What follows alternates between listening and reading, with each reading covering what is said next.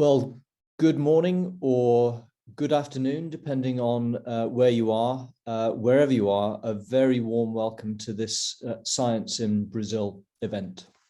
My name is Professor Robin Mason. I'm Vice President International at the University of Birmingham in the UK. And it's a great pleasure to welcome you here today to hear what I know will be a really fascinating set of talks.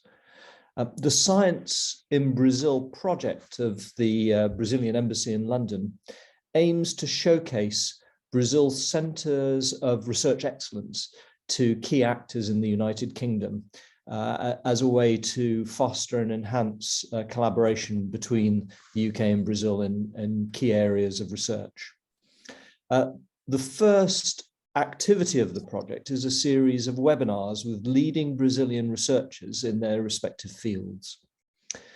In November 2021, the Embassy of Brazil in London launched the series with the webinar Science in Brazil Saves Lives, which focused on health sciences. Today, in our second webinar, our speakers, who hopefully you can see now on your screen, will present their cutting-edge research in environmental sciences. So we're very fortunate to have with us today three eminent scholars to talk to us. And as you will have seen in the welcome slide, we'll follow those three talks with a question and answer session. So please do feel free to click on the Q&A button, put in your name and organization, and ask questions to our three eminent scholars. And therefore, let me introduce you to the first of our three eminent scholars, Professor Maria Fatima Desgrassas Fernandes da Silva. After obtaining her degrees in chemistry at the University of Sao Paulo, USP, and carrying out postdoctoral research at the University of Strathclyde at Glasgow in Scotland and the UK, she started her academic career at São Carlos Federal University, progressing from assistant professor to becoming full professor in 2005. The central theme of her research is isolation and structure elucidation of plant secondary metabolites and the application of findings on numerous biological screening and in phylogenetic studies. She has been coordinator of the graduate program of chemistry at the Federal University of São Carlos, regional editor of Revista Latinoamérica de Química, titular member of the Division of Organic and Biomolecular Chemistry of the International Union of Pure and Applied Chemistry, director of the Natural Product Division of the Brazilian Chemical Society, and fellow of the International Union of Pure and Applied Chemistry. So it's a real pleasure to hand over now to our first speaker. Over to you, Maria Fatima. Okay, thank you for your kind introduction. First of all, our group would like to express our sincere thanks to Embassy of Brazil in London and the organizing committee for kind invitation to present part of our resort at this meeting. I'm gonna talk about chemistry for sustainable crop development. Let me see. We have explored the phytochemical study of plants with the potential to generate new pesticides for agriculture by sustainable use of biodiversity and the conversion of biomass. I'm gonna show some results in both areas. We have described recently a screening process using metabolomic technique, and they use this technique exactly to analyze if the compounds from secondary metabolites are associated with food plants infected. Here, we can see a scheme how you have been working using metabolomic tools. We work with plants with microorganisms. We inoculated in a microorganism and a plant. And then we isolate the DNA and analyze the DNA by PCR using a specific primers, so that you can confirm the presence of the microorganism. And in the control plant, we do the same, so that we can confirm that we don't have the microorganism in the plant. Then we prepare an extract from all parts of the plant. And then we analyze the extracts by NMR and HPLC. Data from NMR goes to a software for chemometric analysis. And the software select key information. For example, in which part of the plants the chemical profile modify in the presence of the bacteria. Then we analyze only that part. For example, we can get the NMR spectrum, and then you can identify the compounds. The intensity signal is exactly the compound increasing the presence of the bacterial, fungi, and if you know very well the chemical profile of the plant, the family, we can identify the compounds which modify the concentration, the presence of the microorganism. In the HPLC, data goes to MES, and to a software.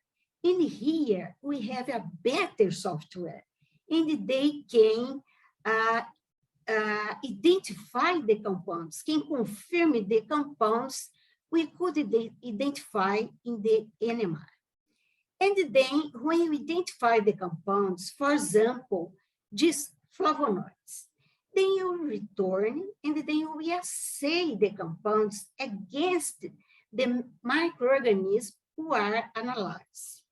Sometimes we will use imaging, a mass imaging, so that we can identify the compound exactly in the part of the plant, in the cell of the plant, we have a high concentration of the microorganism. And we also use a genetic analysis, exactly because you intend to know the biosynthesis pathway of the compound, and you can use the genetic and increase that pathway in the plant. And then you can increase the resistance of the plant against that microorganism. Now I show some results. We have been working with citrus diseases. Then we analyze the plant with a symptomatic disease. For example, citrus variegated chlorosis, which is caused by Xylella fastidiosa, which is limited by xylem. We also analyze the plant with one lobin caused by a gram-negative bacterium, Candidates liberibacter, and Asiaticus too. But we analyze the plants with Americanus bacteria, which is more common in Brazil. We analyze also the plants with Alternaria brown spot, which is caused by Alternaria alternata. It's a very serious disease in tangerine. And the metabolomic analysis shows us that the concentration of flavonoids were in higher concentration in leaves and stems with symptoms than in those without the bacteria or fungi.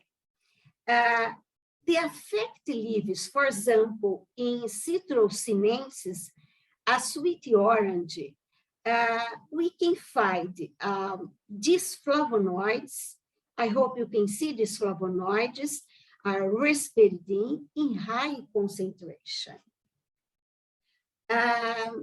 When we analyze citrus sinensis with one lobin, now 2 flavonoids increasing the concentration, the presence of the bacteria, risperidine and dedimine, this flavonoid, and the dedimine in more concentration.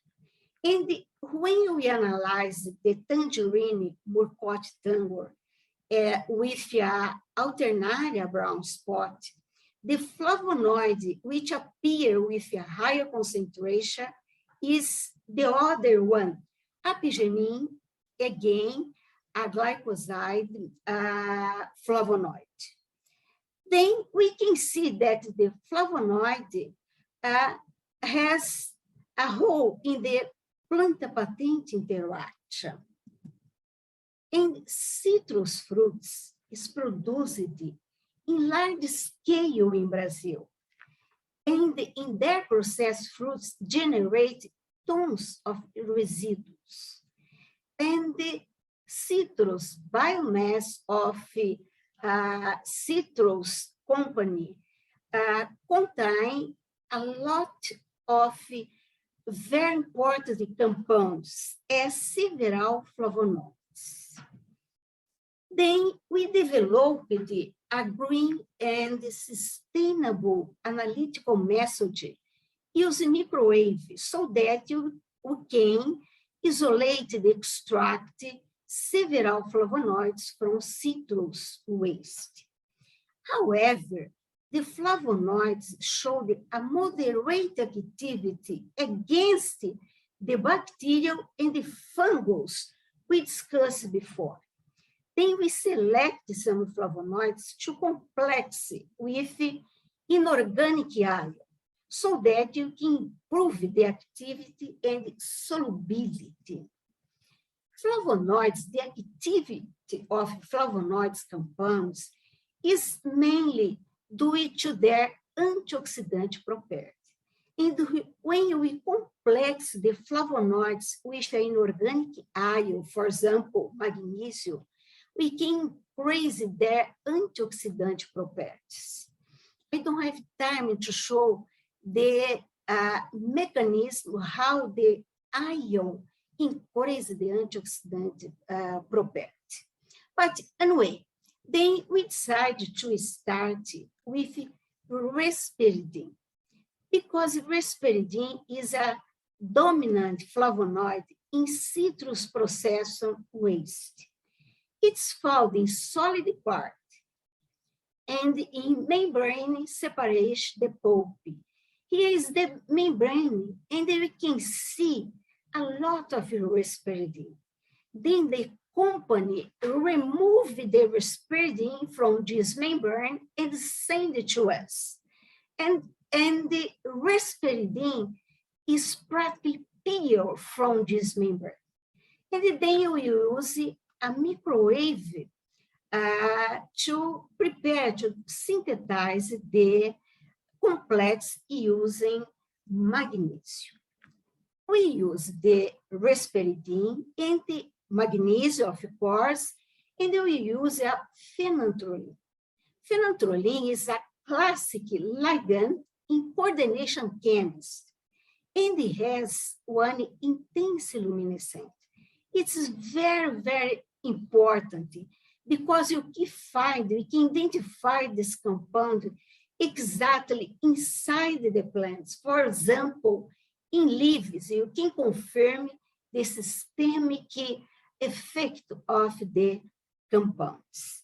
And as I said about the antioxidant, we developed the assay so that we could confirm the antioxidant activity. And you can see here the IC50 of the antioxidant of our complex at 68.3 micromole per liter. And for risperidine, 116. Both are excellent antioxidants.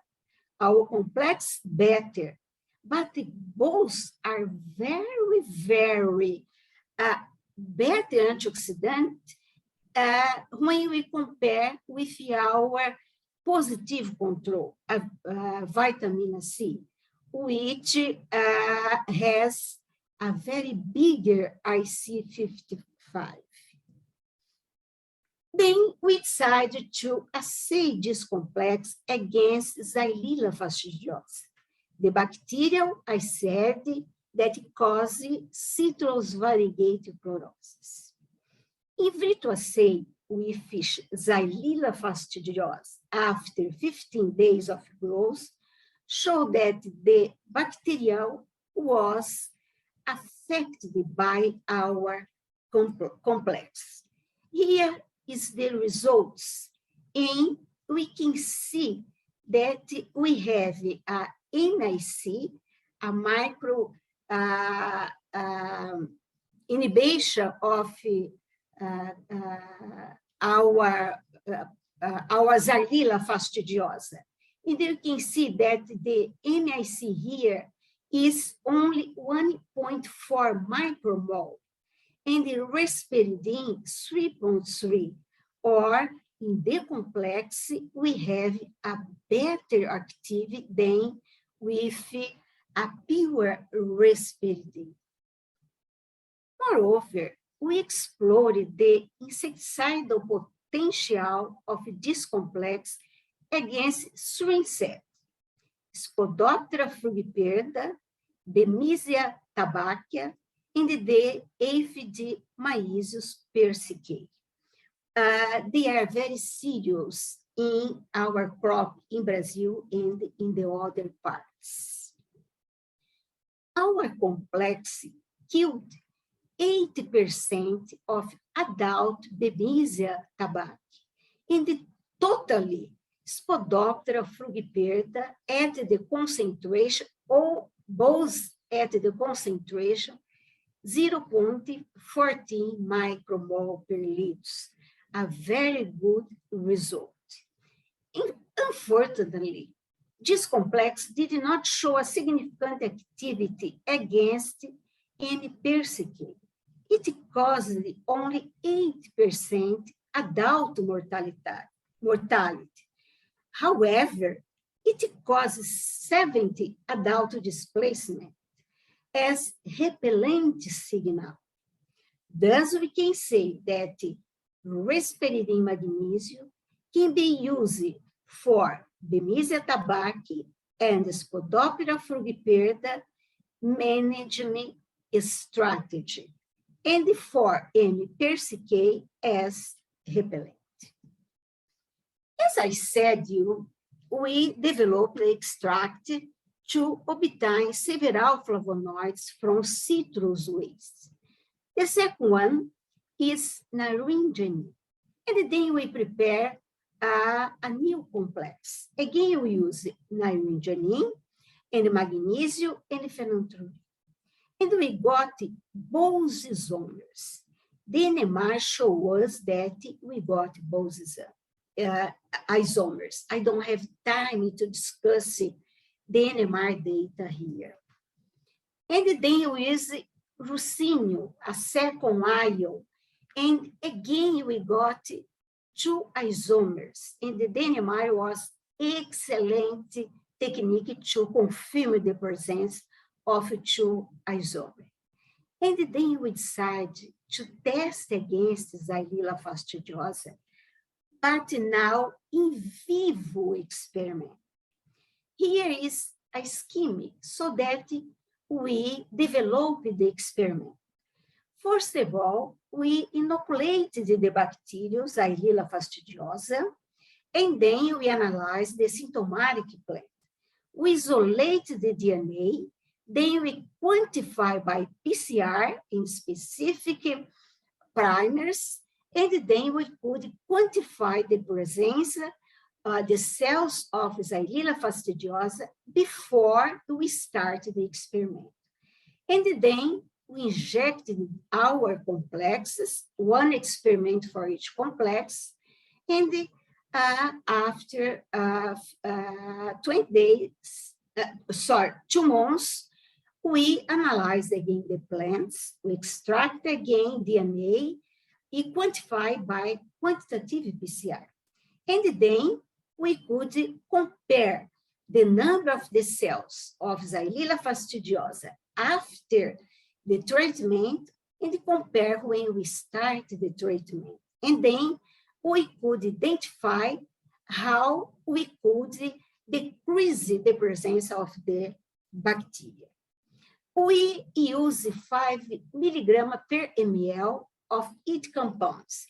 We use complex 1, complex 2, risperidine, pure risperidine, naringenin, and a positive control, a copper sulfate.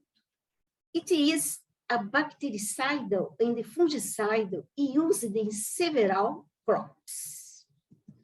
And here you can see the results. Here we can see the percentage of the bacteria. And look, we can see that the complex 2, complex 1, and our positive control reduce drastically the number of the Xylella fastidiosa after 2 months. And we got a good results with pure naringenin and risperidine. We can see that you could reduce at about 17%. But of course, our results with the complex and our positive control, we got a better results. But let's compare using the real concentration. We will use 5 milligrams per ml of each compound. When we analyze how many moles we have in 5 milligrams for each compound, we can see in complex 2, we use only 0.55 10 minus mole. Complex 1, 0.70. And our positive control, 3.13. The X point is the same. Then let's compare only the Matisse. When you compare the Matisse, we can see that we use a less concentration in complex 2 and complex 1. Then we can say that the administration of both complexes drastically reduce the number of Xylella fastidiosa. While when you use our positive control, the concentration is higher than 5 times. Then we can say that our complexes is better than our positive control. In conclusion, hence, the generation of novel antimicrobial complexes, like above complexes, represent the one important step in the long and costly process that is the development of new compounds for crop protection. Importantly, these complexes can be considered as a type antimicrobial strategy, since the flavonoids we got from citrus waste. Finally, we are grateful to our students. Of course, our students developed the work. Our group, Professor João Batista, Professor Moacir Forim, Paulo César Vieira, he retired now, the new one, So Young, Professor Felipe, Rose Carlos, she helped us in organic analysis. Regiane, she is from Agronomic University in Botucatu, and helped us in the assay with insects. And we also work with people from Center of Citrus in vivo experimento we developed here, and they help us in genetic analysis. Of course, we are grateful to our financial agents, FAPESP, CNPq, CAPS, and for you all for your kind attention. Thanks a lot. Maria, Fatima, thank you very much for fascinating talk. Clearly, huge potential in the compounds, the metabolites that you've been studying. So I look forward to exploring that some more with you in the Q&A that follows. But so thank you. Let us now, though, introduce our second speaker of today, and that is Professor Ramilo Diaz Toledo Filio, who is a full professor of materials and structures at the Federal University of Rio de Janeiro. Ramilo is a member of the Brazilian Academy of Sciences, a researcher 1A agreed to CNPq, the Brazilian National Council for Scientific and Technological Development, and senior scientist of Rio de Janeiro FAPEJ. He's director of COPY, head of the Sustainability Center for Research and Education on Environmental Friendly Materials and Technologies of the Federal University of Rio de Janeiro, and president of the Brazilian Society for Non-Conventional Materials. He's conducted extensive research on all manners of fiber reinforced concrete, sustainable construction and building materials, bio-based materials, carbon sequestration and reuse of waste materials in building. He's the author of over 250 peer-reviewed journal papers and over 390 technical articles published in conference proceedings. He's co-edited a number of books and proceedings and book chapters, and coordinated over 750 R&D projects funded by government agencies and different industrial sectors. So a great pleasure now to hand over to our second speaker today, Professor Ramilo Diaz Toledo Filio. Thank you, Robin, for your kind presentation. And I also would like to thank the Embassy of Brazil in London for inviting me to discuss in this forum on science in Brazil about sustainable materials for civil construction. It's a great pleasure to be here and to talk with you this morning for us and afternoon for you. Let me quickly show you the carbon intensity in buildings. So it's a necessity to reduce the intensity of carbon in construction. Construction infrastructure is very needed, but the industry, mainly due to the use of cement, Portland cement, that puts lots of CO2 in the environment, and also the use of inefficient materials for thermal isolation. So the amount of carbon that's per terajoule is quite high, is quite above the ideal 20 tons of CO2 per terajoule. That is the ambition to keep the world safer in terms of environmental concern. So only few parts of the world are producing now building materials with less than 50 tons of CO2 per terajoule. So there is a lot of work here to do. And today I would like to show you more what we are doing on bio-based materials. We also work a lot with waste materials from different industries. But today, as we have only 15 minutes, I decided to focus in one of, I think it's most interesting materials, is the bio-based from different wastes. So these materials, they can storage CO2 because especially if we use plants that grows fast, so it can sequestrate CO2.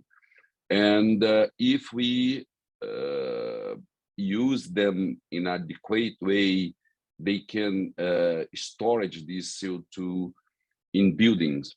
So they also can have good hygrothermal properties, so they can breathe, improving the quality of life for in the built environment. Of course, they can promote circular economy. They can also fulfill the needs for social employment and use of create new jobs for in poor areas of the world, because this kind of materials, bio-based materials, are largely available all around the planet. And of course, if we use less intensive industrialization, so we can have more jobs, but of course these materials can also be industrialized for large scale applications. So they can be even designed using the more modern approach for build information modeling and also life cycle assessment implementation. So the combination of these two techniques allows us to design for disassembling, so we can fulfill the SDGs in several of them. I put here only 4. So we have a lot to do in innovation to fulfill the requirements of the infrastructure that we have, but we can also have responsible consumption, and also the cities can be a better place if we have more efficient envelopes. So there are numbers of materials and solutions that we are developing here. So some of them in fiber reinforced composite, the amount of biomass is less than 10%, but we have also some systems where we can reach even 70% of biomass per cubic meter. So lots of carbon can storage in this case. We can also have the use of bamboo as building materials itself, or bamboo industrialized, so it can be used extensively in construction. One very interesting aspect in the world, lots of countries, Brazil is included, can generate electricity from bioash, so biomass. And some ash comes from this generation of energy, and the ash from the processing can then be used to decarbonize the cement industry. As this topic would take a lot of time to talk, I decided not to focus on this. So I will keep more discussion about the materials as reinforcement. So, for example, high performance vegetable fiber cement composite. So there are a number of natural fibers around the world. I put here 3 that has very high potential. 2 of them come from the Amazon area, that are Kurawa and jute fibers. They have very, very nice engineering properties like tensile strength and elastic modulus. They are superior to some polymeric fibers, for example. They are in the range of 40 gigapascal elastic modulus, what is much higher than polypropylene, nylon, and other fibers. So they can find a good space in industry to be used. And sisal fibers is a fiber that's available in the northeast of Brazil in arid zones. So they can also be used to combat desertification. So besides having good engineering properties, they can also help the environment. So to use these materials in inorganic matrices like cement, gypsum, or lime environment, we need to create a proper environment for that. So otherwise, these fibers can suffer with lack of durability due to mineralization. So normally, to design that, we using thermal analysis, we design mixtures that are free of calcium hydroxide. So these are hydration products from cement, the traditional hydration products that comes in Portland cement matrices. But then we design calcium hydroxide free matrices using pozzolanic materials like metakaolin, rice husk ash, and other materials that can consume the calcium hydroxide.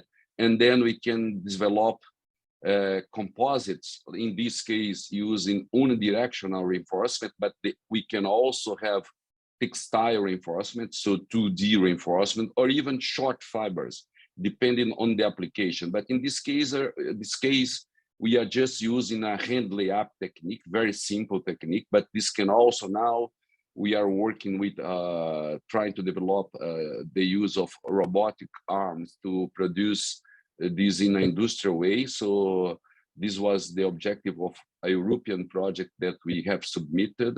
We are waiting for response, but this can be very interesting to also have to accelerate the production process. But in this case, we just produce it manually in the laboratory just to see the potential. As you can see here, we can have very nice bendable materials with very fine cracks and very high tensile strength. So these materials can find many applications in civil engineering. One concern is always durability, how the natural fibers can perform inside this very alkaline environment of cement or concrete. So we did some wet and dry cycles in the laboratory to promote the intemperism of the material. And we see that, in fact, if we use only Portland cement, the post-cracking behavior that is given by the fiber, you see here this nice performance that gives the bendable behavior I did show before. The fibers becomes completely mineralized if we don't use it, even if you don't do many cycles. Only after 10, 12 cycles, we have already a threshold, and then we lose the post-cracking behavior. Otherwise, if we use pozzolanic materials and then less cement, what also impact less the environment because we use less Portland cement in the mixtures, we can find durable, long-term composites with the matrix that is free of calcium hydroxide. The fiber, the lumen of the fiber remain clean without mineralization, so good performance can be obtained. These fibers also have good thermal stability. We see here that they keep their properties up to 150 C. So close to 200, this is a thermogravimetry of one fiber, natural fiber, in this case, the size of fiber. So above 200, we have a strong mass loss. So we decompose the fiber, it becomes ash afterwards. And then but up to 150, that covers most of the civil engineering application, these fibers finds very good performance, and this can be used for many applications. Tropical weathering is a problem because we have many cycles during the summer. For example, we monitor here, we are monitoring since April 2017. So we monitorize during the year, but many of the cycles happen in one day. So we have, especially when we have tropical rains and then the sun come back, the material suffer a kind of thermohydro fatigue. And this, in some case, even the fibers presenting properties, we experience some loss in behavior. So some treatment of fibers was made using some polymeric materials like styrene, butadiene, and then we found some coupling agents that could cover the fibers and then guarantee the properties with aging, with natural weathering. A second point that I'd like to show you here is about the use of waste from a biomass. We have many particles that comes from rice husk or wood shavings of bamboo particles. These materials come from different industries that generate millions of tons of waste per year. And these materials, when we wash them to remove the extractives, we can have materials that the removal of extractives is important for hydration. We see here, in some cases, we used reverse osmosis to clean the water, so we can even water is also a problem in some parts of the world, and then we can use some techniques like membrane filtering to separate the extractives from the water, and when we have this cleaning, the hydration of the cement remains nearly the same as the original cement hydration structure. We can produce very workable mixtures.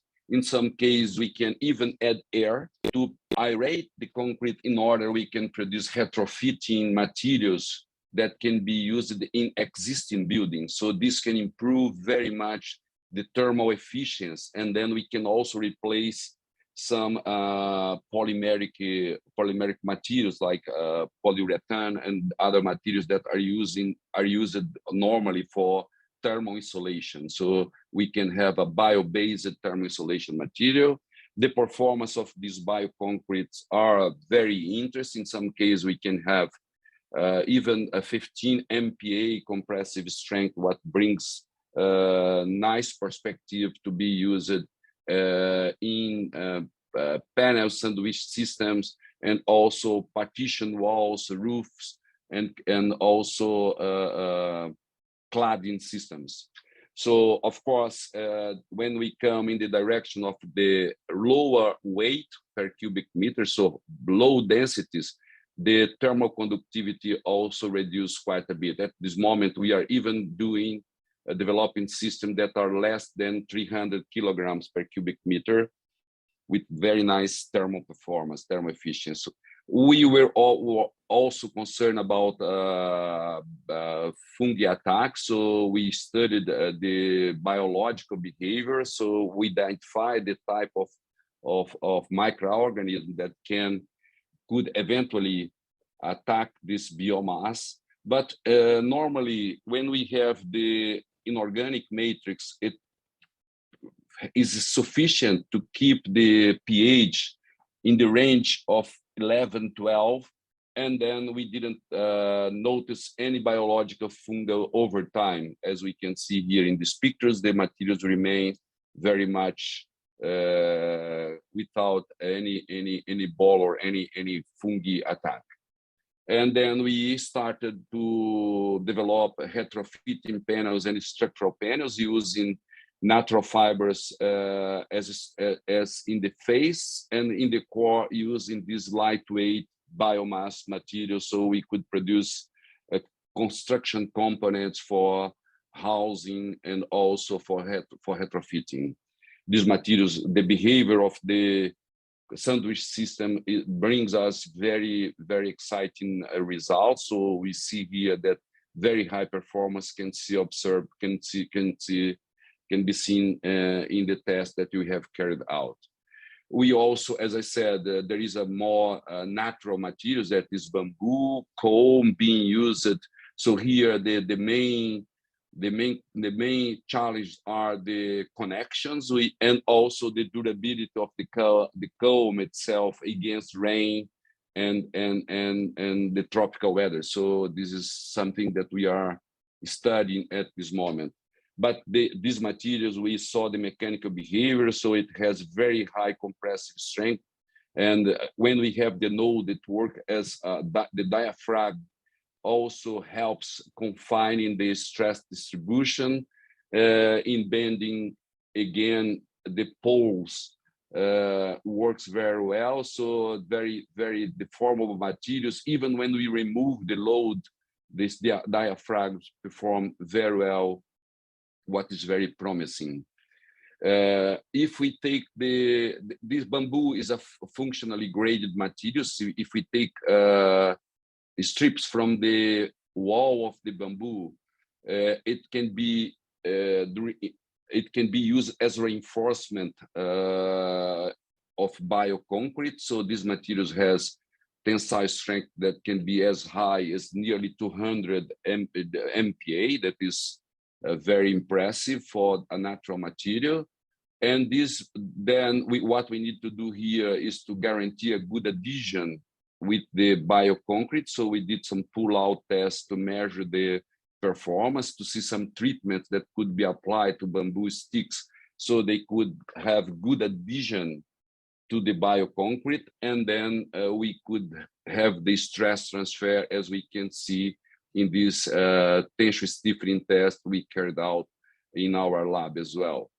Other ongoing project that we are developing now is a lamination process. So we are developing materials with these strips of bamboo oriented in different ways, so we can have autotropic, anisotropic behavior. And this is one example of the industrialized bamboo in the airport of Madrid.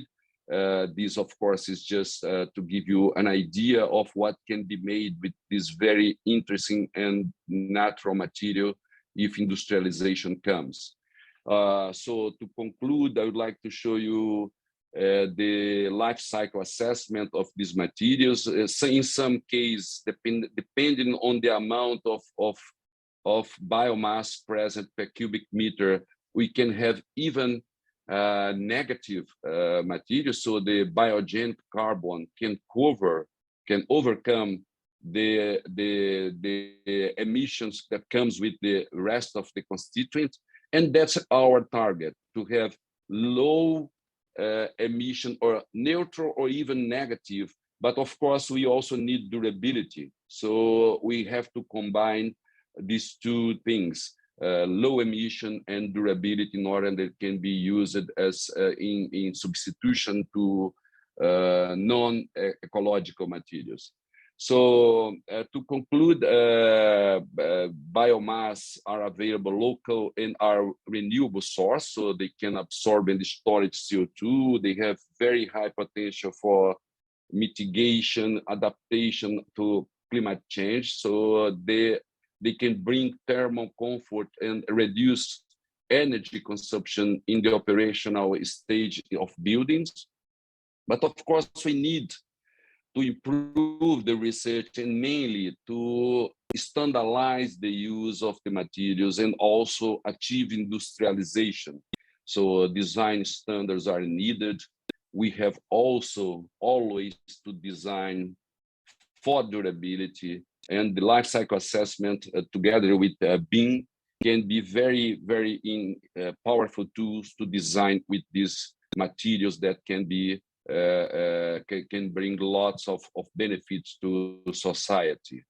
So I also thank the collaborators of the Center for Sustainability at the Federal University of Rio de Janeiro. We have here a very motivated group working in many of these topics. And I thank you all for the attention. And I'm open for question, Robin. Thank you very much.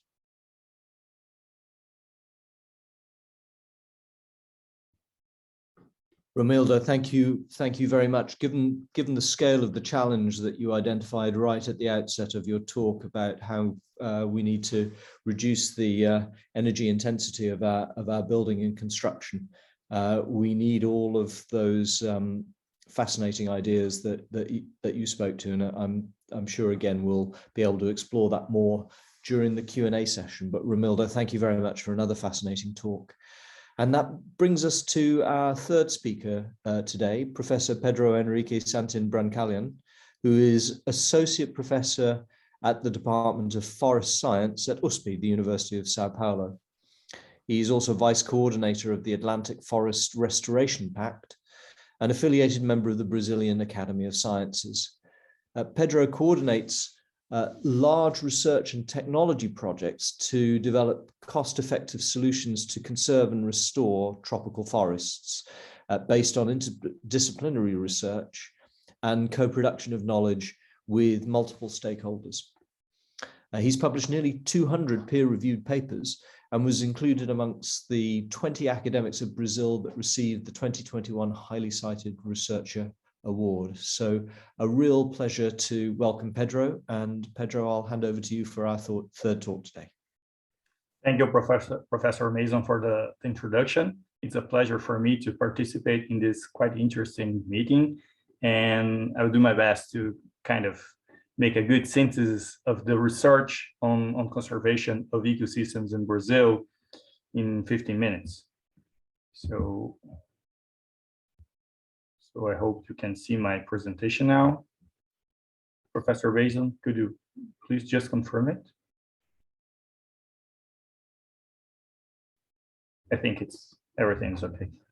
So as you know, Brazil is a huge country with quite large and diverse ecosystems. Some of them are highly threatened, and others, they are more conserved, but is still being threatened by human activities. And a major challenge for research in Brazil is to find ways to not only protect the remaining ecosystems, but also to restore native ecosystems in situations in which they were degraded in the past, but we need to restore them. We need to bring native ecosystems back in order to obtain important benefits for society, such as climate change mitigation, watershed protection, biodiversity conservation, wood production, and many others.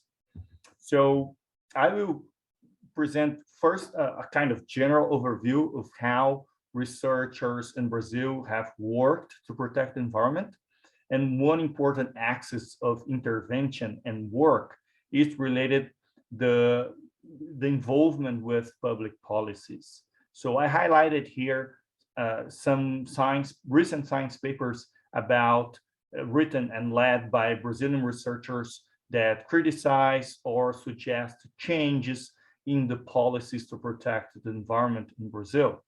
So the Brazilian researchers in general, they have been quite active in participating in the public debates on how the environment should be regulated by the government, how private companies, they have to respect some issues regarding their production systems. And we have quite high profile papers about these issues like the forest code, like timber production and conservation policy in general. And these papers in general, they are part of a much broader involvement of researchers in committees of the government and of NGOs. For instance, following the publication of this paper about like fake legal logging in the Amazon, I have collaborated with importing agencies and organizations of companies that import timber from Brazil in order to improve the accountability systems, to improve the control systems in order to avoid buying timber that come from illegal harvesting. So research, practice, and policy, they have been quite well integrated in Brazil and have contributed greatly to improve the governance systems that protect our unique ecosystems. I will bring more attention now on the research on ecosystem restoration, which is my major topic of work. So I don't know if you're aware of it, but ecosystem restoration is a quite hot topic today. The United Nations declared that this decade, from 2021 to 2030, is the decade dedicated to ecosystem restoration. And following this call, we have many independent initiatives promoting ecosystem restoration at large scale, like the Bond Challenge, the Paris Agreement, and the 1T.org of the World Economic Forum, and a bunch of 1 trillion trees initiatives that aim to reforest the planet and obtain multiple benefits from it. But we do have major challenges about how to restore ecosystems at such unprecedented scale, because ecosystem restoration so far has been developed as a kind of small scale activity. So we have done it in riparian buffers, in small plots, but suddenly the world, the society demands restoration at the planetary scale. And to do so, we need to improve, or even better, to revolutionize the way we restore native ecosystems. And this has been the main topic of important research groups that have tried to find solutions to such large-scale restoration. So here I'll show you some examples of global scale analysis led by Brazilian researchers, two of them by my colleague Bernardo Strasberg from Rio de Janeiro and one by myself, that try to find the best way, the best sites to restore ecosystems, tropical forests, depending on the analysis. So restoration can bring completely different contrasting benefits depending on where it is implemented. So the benefits for water, carbon, biodiversity, the costs associated to the process, they are highly heterogeneously distributed across the space. So deciding where to restore brings quite important implications for the cost effectiveness of this process. And that's why we have dedicated a large amount of time and research to develop strategies, spatial strategies, to find the low-hanging fruits of the global restoration agenda. So we started with a research paper on the Atlantic forest, in which we combined benefits for carbon, sequestration, biodiversity, and cost reduction in these unique ecosystems to find the best places to restore ecosystems. Then I kind of upscaled this analysis to the whole world and focused on rainforests.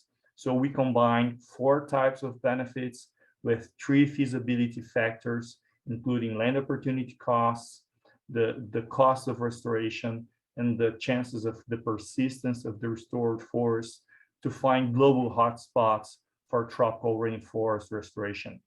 And then finally, as a kind of the culmination of this research effort, we published last year in 2020 a paper that found the most important areas for ecosystem restoration at the global scale.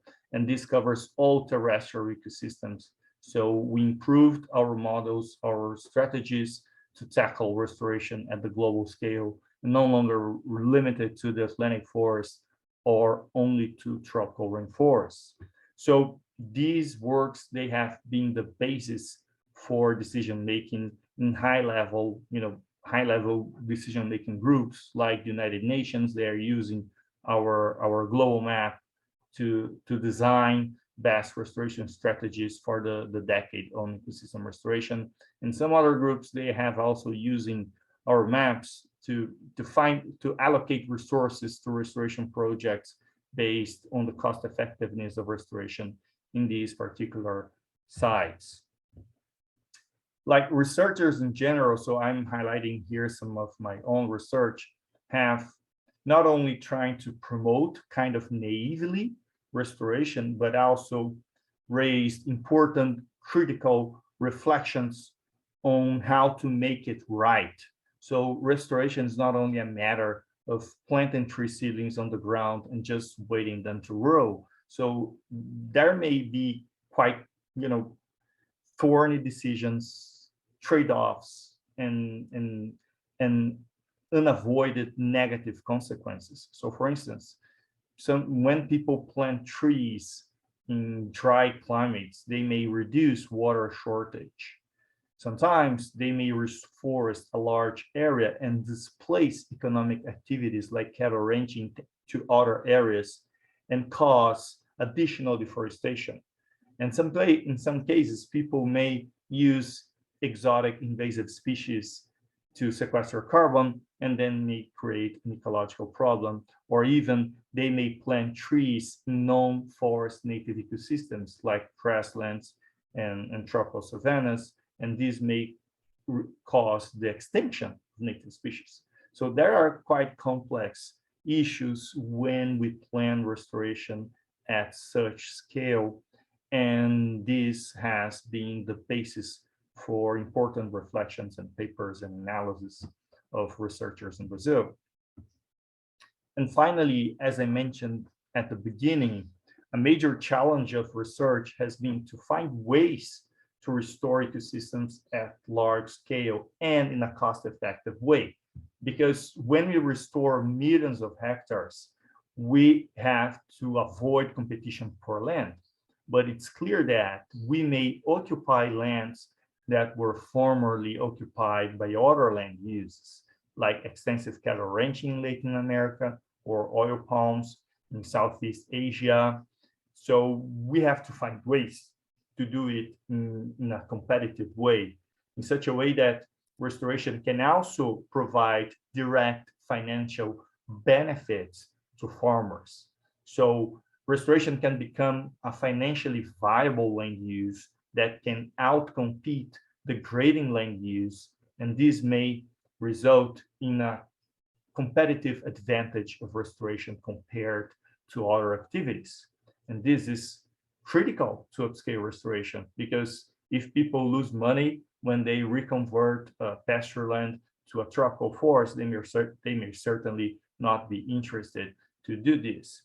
And part of the research dedicated to this topic have focused on kind of sometimes controversial restoration approaches that aim to better deal with some trade-offs that are part of this activity. So for instance, I have research in which I have intercropped exotic eucalypts with native species. So eucalypts is a species that is planted at large scale in Brazil, and it's commercially viable. We have a good market for it. So we have intercropped eucalypts with native species. We harvest eucalypts 6 years after planting. And then with the money we got with eucalypts, we could offset from 50 to 75% of all the implementation costs. And then from the 6th year forward, we no longer have eucalypts in the system. We just use it as a kind of fast-growing commercial pioneer species to help us to offset the costs. And as you can see here at the bottom left side of the screen, we have harvested eucalypts and we measure the impact on biodiversity, on carbon stocks, and so on. I have also worked with agroforestry systems. So in small scale farming, the farmers, they may not be happy just to reconvert their areas to native ecosystems if these ecosystems cannot provide income to them. So we have combined like banana and pineapple and other types of crops within a reforestation approach in order to allow people to obtain income and to produce food while restoring the ecosystem. In some cases, in savanna ecosystems, I have tried the use of cattle ranching as a way to restore savanna ecosystems. Savannas are open ecosystems, and we need to keep this openness, and cattle has been a good strategy to eat the invasive grasses and favor the regeneration of native grassy and wood species. And also I've explored the use of herbicides and different types of herbicides to make restoration more effective. Many of the restoration initiatives, they are still based on labor-intensive, costly weeding approaches, and this has reduced the competitiveness of these initiatives for expanding their areas and restore more areas. So now we are using the different chemical treatments to make restoration cheaper and more effective. And finally, my last slide, I have now a recent project in which we are using many different new technologies to better monitor restoration projects and plan restoration over scale. So we have worked with LiDAR sensors. It's a kind of active sensor that emits laser pulses, and we can transform the forest in a kind of 3D data cloud and use it to monitor carbon stocks, to track natural regeneration process. We are also using hyperspectral images that kind of can read the diversity of the forest based on the diversity of responses of spectral reflectance of the canopy, and also using machine learning approaches and new algorithms to better understand how the restoration benefits have been obtained across space and time, in regenerating tropical forest landscapes. So most of these research has been based on the use of drones to fly over larger areas and to expand our capacity to track the progress and to better plan restoration at scale. So thank you for your attention, and I'm looking forward to questions. Thank you.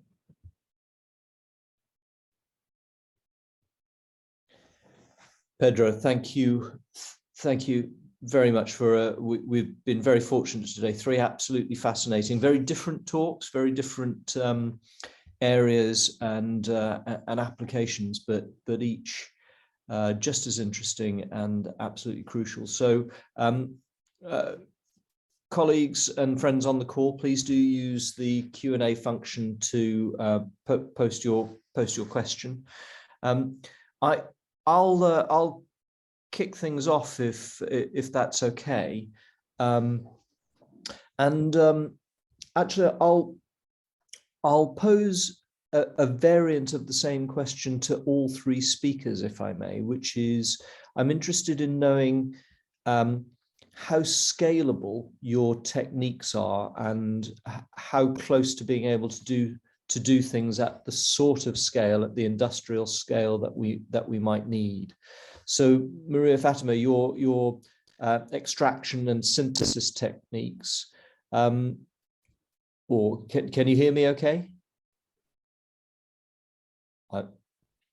I'm not, Fatima, can you hear me all right? Yes. Oh, very good. Thank you. I wasn't sure for a second there. So, you know, fascinating to find that flavonoids have the properties that, and your complexes have those properties. Does it just work in the academic lab, or is this something that you feel can be industrialized? No, we work with industry too. We have about 3 patents. One patent is with one company. For example, I didn't time to show one data where you could see azadirachtin, because we are saying azadirachtin too, but I didn't have time. And we use a nanoformulation, and we have a company, and we have a patent with this company, and they are explored, but first they are analyzed in the field. And I'm sure, I think soon we can have azadirachtin in nanoformulation to use to control several insects in several crops. I think so. And we have more 2 patents. One is with the complex with risperidine against the bacterial Xylella fastidiosa, and the green. The green now is the main diseases in Brazil and the United States. It's very difficult to control the bacterial because we can't develop the bacteria in the lab. And we developed a method so that we can analyze the in vitro, can inoculate use the insect, the Picidium, and then we have now one class of compounds. But I can't say because we are developing a genetic analysis so that we can increase this class of compound in the plants. Then can induce the resistance in the plant. But I can't say which class of compound.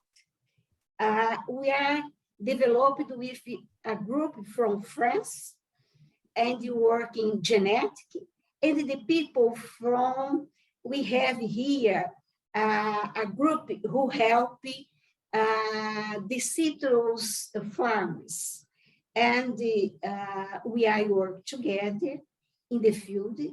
I hope soon we can have this new class of compound for a greening or a anglobin diseases in citrus.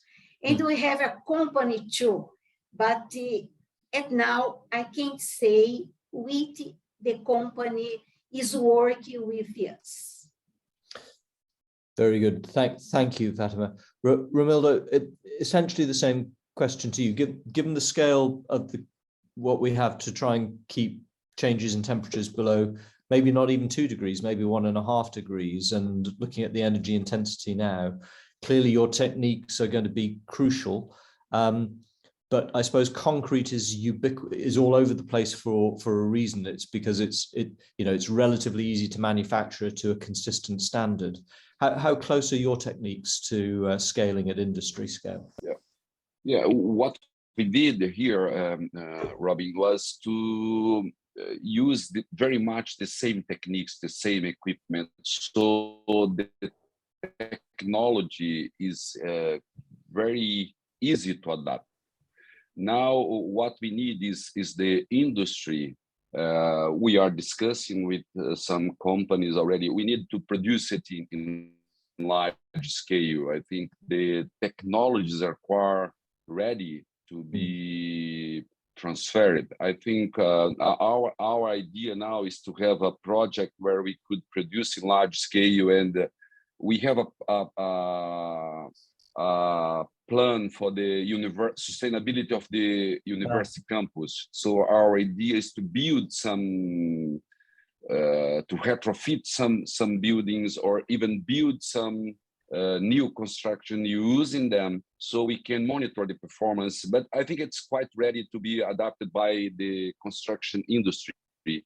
Now we are also starting to develop the printable capacity of these materials as well. So because using 3D printers, we can work, like a extruder, so we can also produce some of these materials, and trying to combine these with robotic arms, so we could make a large scale. But even using the normal tool that the precast industry and use, and I think we can very much produce and give scale to these materials. So all we need now is to transfer it. Interesting. And I'm an economist, so I'll naturally ask the question: what's the cost relative to standard concrete?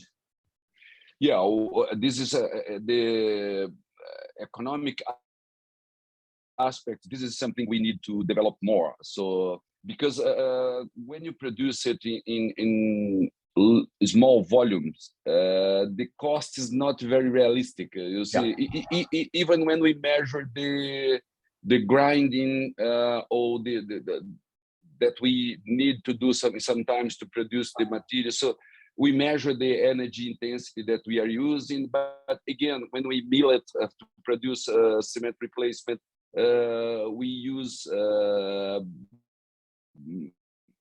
mills that are not the industrial one, the large scale. So all these economic aspects we need to move from let's say a pilot scale to a real scale. So this is something that we need to develop more. I think the economics aspect should be better investigated, but I'm pretty sure the cost of the insumes are very low, the materials, because part of it are waste. So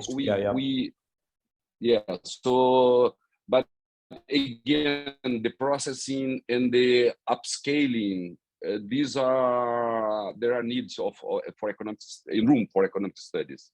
Yeah, very good. Thank you.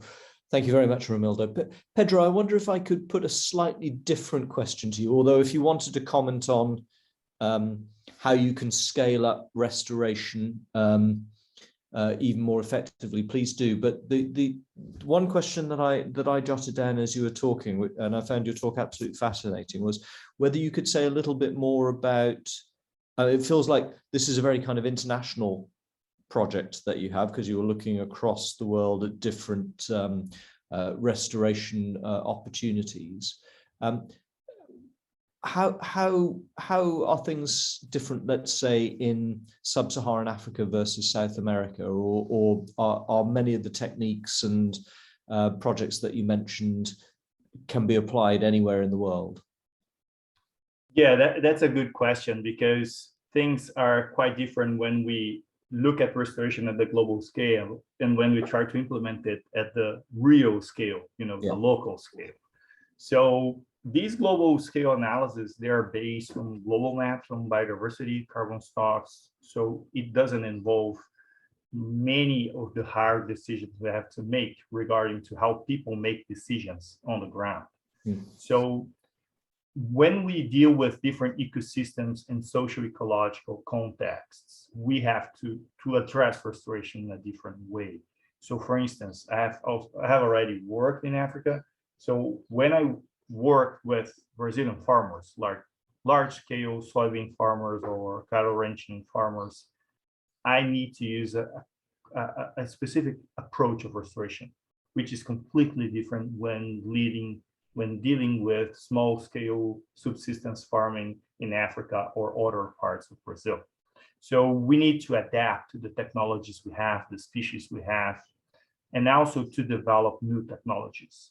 So restoration is an open field for emerging technologies, and we need to improve the mechanization of our procedures, because if we rely on labor intensive activities, it gets too costly and it's challenging to upscale activities. So now what we have tried to do in our group and in partnership with our other research groups is to develop not only the science basis, but also the technological basis for large-scale restoration, which involves working with private companies to transform restoration into a new business. Like today, I was talking with a big company. They want to produce tropical timber for exporting using in restoration systems. So they want to send to the Europe, for instance, a timber that is not only produced like in the Amazon, sustainable management, but many groups, they don't trust in the way the timber is managed, but in a restoration scheme. So you can be totally sure that you're not only not destroying the environment, but you are restoring the environment. So new businesses are interested in this kind of approach, and that's the kind of solution we need to develop. Very, very interesting. And in the Q&A, somebody has helpfully pointed to the Forest Code for Environmental Protection in Brazil. Let me just read it out so that you don't need to check it. And this is not something that I'm familiar with, in which rural producers must maintain native areas within property, known as legal reserve. And the question, Pedro, although it may be that other colleagues in the teams that you work with cover this, but do you know if other countries have environmental legislation that establishes this obligation? Is the question that's been put? Yeah, there are other countries with kind of similar obligations. So the European Union has this New Deal program. I know farmers in the Netherlands, they have also to protect streams. In Colombia also, the riparian buffers are protected. But the forest code in Brazil is quite unique. So you may not find in any other place the combination of regulations that we have in our forest code, which is quite well advanced, which has been quite frequently attacked by ruralist groups that wants to reduce, environmental protection in order to expand their production areas. But in general, it's a quite advanced legislation, and we have advanced well recently on how to implement them. Because a major challenge we have in Brazil is not to have good regulations, but to make people respect and implement them. So the governance issues is much more complex than just enacting a new law. So I think things are advancing, but also we have to keep our attention to potential losses in environmental protection and legal protection of ecosystems, because they are always at pressure from influential political and financial groups. Pedro, thank you very much for a really comprehensive response to that. We could go on. I've got just myself a number of other questions for each of the speakers, but I did promise the embassy that we would finish 8 minutes ago, so I'm afraid I've failed in my main task as chair. So let me just do the last thing that it does remain to me as convener of this, is to say a huge thanks to all of the participants for attending. I hope you found it, I'm sure you did, as fascinating as I did, and that was thanks to our 3 excellent speakers who gave us 3 very, very different perspectives, but equally expert from their respective fields. And we need everything that we've heard today to address some of the challenges that we know about. So my thanks on behalf of everybody on the call to our 3 speakers today, who are all excellent. And I'd like to finish with thanks to the Embassy in London for having what I think is a fantastic idea of showcasing the real strengths of Brazilian research, bringing together UK and Brazilian stakeholders in this way. If you've enjoyed this one, then please come to future events. Please tell others about how good this event was and encourage them to come to others. There are 2 more coming. The first is Science in Brazil Explains the Universe, and that's going to be with a focus on physics. And Science in Brazil Feeds the World, which will focus on agricultural sciences. Albeit we touched on some of that today with Fatima's talk. There aren't exact dates or confirmed speakers yet for those 2 events, so you'll need to keep an eye out. But thanks once again, everyone. Thanks again to our speakers. Thanks again to the embassy, and I'll see you at the next Science in Brazil event. Thanks, everyone.